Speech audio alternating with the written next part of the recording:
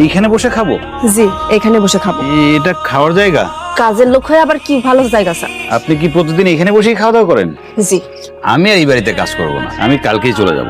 আচ্ছা, আপনি এমন একটা ভাব করতেছেন যেন আপনার জীবনে খাওনি সব। শোনেন, রিজিকের মালিক হলো আল্লাহ। আল্লাহ এখন আপনার কপালে এই খালি ঝোল আর এক টুকরা মাংস রাখছে, এখন এইটাই খান। যদি আপনার কপালে গরু মাংস রাখতো তাহলে গরু মাংস খাইতে পারতেন। তাই এখন যা পাচ্ছেন সেটা নিয়ে শুকরিয়া আদায় করেন।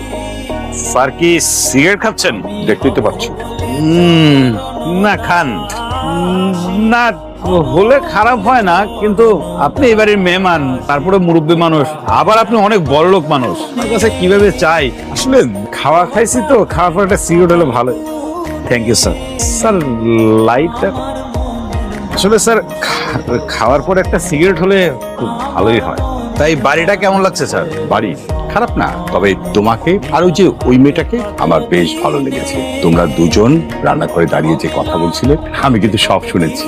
এটা কিন্তু স্যার অন্যায়। আপনি আমাদের প্রাইভেট কথা শুনছেন, মানে এটা কিন্তু ঠিক না। তুমি খালি আমার অন্যায়টাই দেখলে। তোমাদের কথা শুনে যে আমি ইয়াং সময়ে ফিরে গিয়েছিলাম সেটা ভাবলে না। আমি কিন্তু একেবারে নস্টালজিক হয়ে পড়েছিলাম। আউযুবিল্লাহ, আস্তাগফিরুল্লাহ, এগুলো আপনারা কি করতেছেন? কেন সিগারেট খাচ্ছি? আপনার বাবার বয়সী একটা লোকের সাথে দাঁড়ায় সিগারেট খাইতেছেন কিসের জন্য? আপনি সিগারেট ফেলান। আর আঙ্কেল, আপনি তো আমাদের বাড়ির মেহমান, আপনি কিসের জন্য আপনার ছেলের বয়সী একটা ছেলের সাথে সিগারেট খাইতেছেন?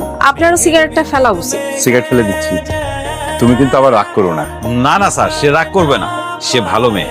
এত বড় একটা মেয়ে, এখন সে মার খায়। তার সৎ মা, সৎ বোন সবাই তাকে মারে। এভাবে বলবেন না, সবাই ভালো, নিজে ভালো হলে জগৎ ভালো। আমি ভালো, তাই সবাই ভালো। জি না, শুধু আপনিই ভালো, আপনার সৎ মা, সৎ বোন কেউই ভালো না। আপনার বাবা অবশ্য কিছুটা ভালো। আসলে একটা লেখা আছে না, মেঘ দেখে তুই করিস নে ভয়, আড়ালে তার সূর্য হাসে। আমি এই লেখাটা খুবই বিশ্বাস করি। আমি মনে করি আমার জীবনে এখন যে দুঃখ কষ্ট যাইতেছে, আমারে যে ওরা মারতেছে, সবকিছুর একদিন অবসান ঘটবে। আমি সেই দিনেরই অপেক্ষা করতেছি। জি চৌধুরী সাহেব, বলছিলাম না মেয়েটা ভালো, আমার পছন্দ কেমন? ভাইজান, রাত্রেবেলা ভালো ঘুম হয়েছিল? হ্যাঁ ঘুমিয়েছিল ভালো। আপনার ছেলেকে একটা ফোন দেন না, দেখেন ও কোথায় আছে। ওর জন্য আমি কত কিছু রান্না করে রাখছি, কাপড় জামা কিনা রেখে দিছি। কার কথা বলছেন? আমার ছেলের কথা বলছেন? আরে আমার ছেলে তো চলেই আসছে। চলে আসছে?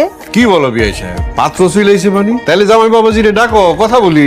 ডাকছি। বাবা বকুল চৌধুরী, একবার এদিকে এসো।